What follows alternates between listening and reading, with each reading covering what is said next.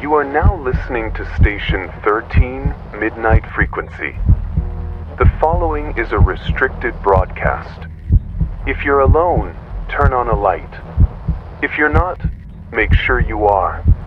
This is a live report concerning case file 37C, known internally as the self-containment event.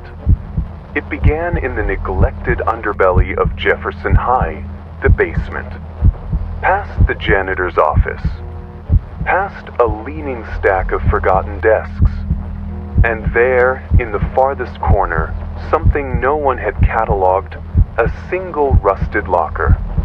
No number, no records, no reason to exist, and yet it did.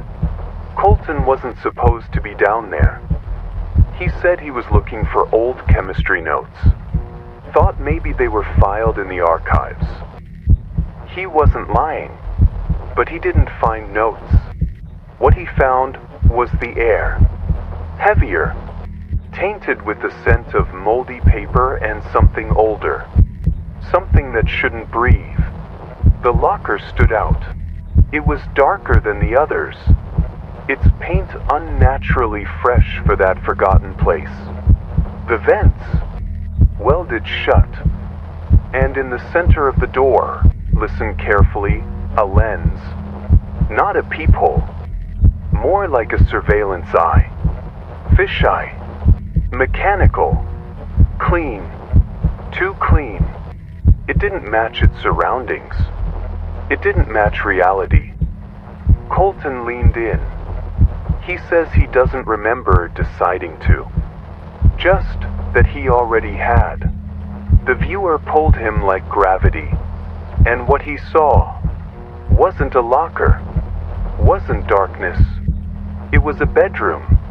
A teenage girl sat on the bed, cross-legged, scrolling her phone. The lens showed every detail, clothes on the floor, posters on the wall. Liv. The girl was Taylor Beckett, sophomore, biology classmate. No known connection to Colton beyond shared attendance. And yet, when she turned toward the locker, just slightly, he backed away like he'd been slapped. Like she heard him. 10 seconds. He didn't breathe. His ears rang. He tried to dismiss it as imagination. But he went back. Day 2, the lens showed Taylor again. This time in her kitchen. Arguing with someone, her mother, maybe. No sound, just fury in motion. It felt wrong, he said, but he couldn't stop. Every day he returned. Each time, the lens revealed someone different. A friend, a teacher, a classmate, always someone he knew, always in their own world. Sometimes crying, sometimes sleeping, sometimes doing nothing at all except staring at a wall, or something just beyond it.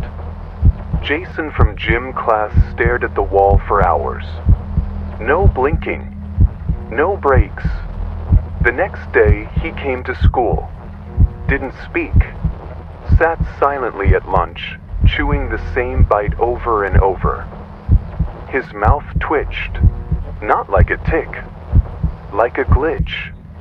Then Maddie, seen dancing in her bedroom. Harmless, right? But the room around her bent inward. The walls shrunk. Time slowed. Like water. The next day, she collapsed in the hall. Her fingers twitched like they were still following the beat. Colton stopped sleeping. He brought a phone to record what he saw. The video? Static. The lens had eyes of its own. It knew. And then it showed him. Colton. Same shirt. Same tick in his arm. Same pacing. But it wasn't a memory. It was now. Real-time surveillance. That night, the lens revealed him again. Not pacing this time. Just sitting. blank-eyed, holding something, a box cutter, from the art room. His mouth moved but made no sound. He ran, vomited, but he couldn't stay away. Something about that lens made distance irrelevant. No matter where he was, it was always watching from the corner of his eye. And then, the last vision, it wasn't a room. Not anymore. It was the inside of the locker. Dim, claustrophobic, lit only by the lens itself, and staring back, his own eyes. Empty, vacant, waiting. Colton says now that even when his eyes are closed, the image persists, branded on his mind.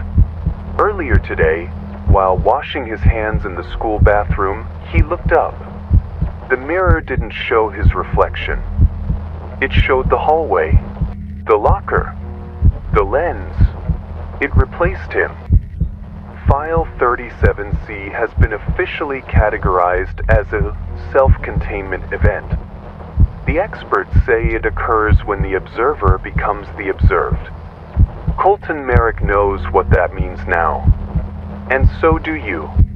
If you've ever noticed a camera lens where it doesn't belong, if you've ever seen your own movements mimic themselves, if your reflection hesitates half a second too long, you may already be inside the locker. Stay vigilant. Stay aware. This concludes tonight's broadcast. This message will repeat at 3:37 a.m. Transmission ends.